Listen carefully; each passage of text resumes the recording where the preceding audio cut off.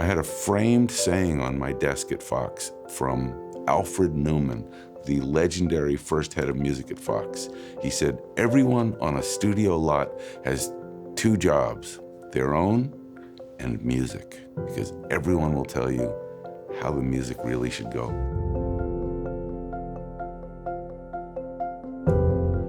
The hardest thing for a composer on their first studio picture is adjusting to the number of human beings that will give their opinions.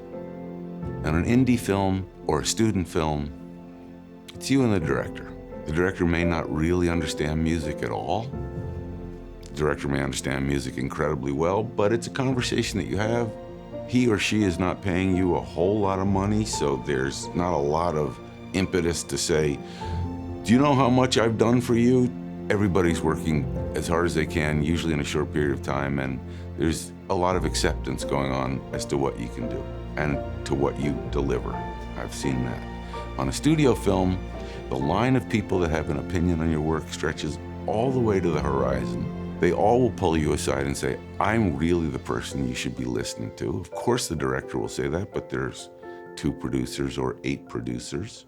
There's a studio executive who's trying to keep their job, who will say, you know, I know the director loves this music, but that director really doesn't know anything about music. I do.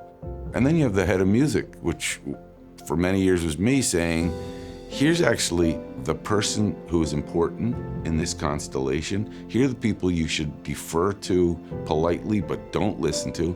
So the most confusing thing for a first-time studio composer is how to navigate this incredible slalom of who's on first. You can only hope for a very, very secure, powerful director with a point of view who makes it clear, I am the boss here.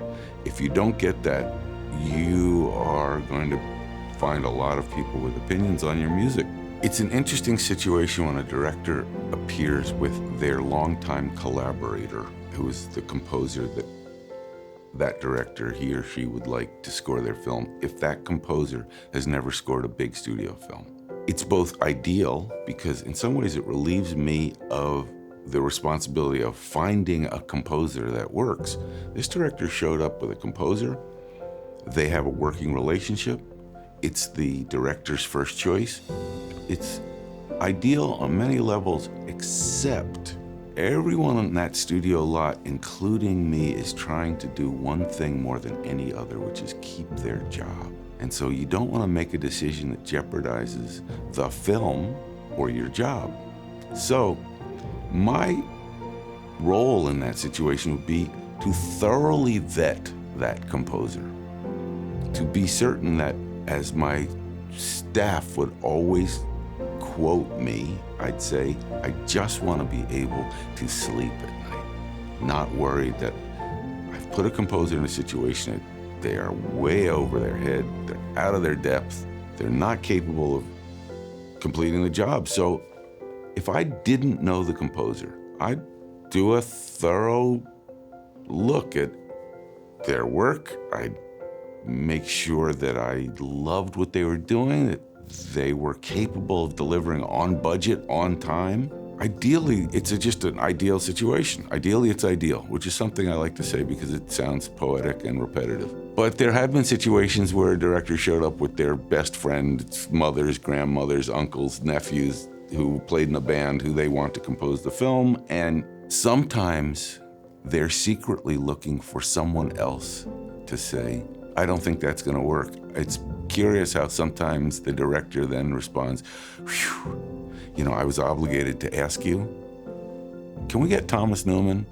Like anything, it's deciphering the agenda, it's deciphering what's best for the film. Is that composer best for the film? That's the ultimate criteria for me, and hopefully for a young composer, that relationship with the directors worked out. Ryan Coogler and Ludwig Göransson, they were pals at USC. Ryan Coogler had Ludwig score Fruitvale Station and then said, we're doing Black Panther, Disney, and here's the composer. Worked out great for everyone.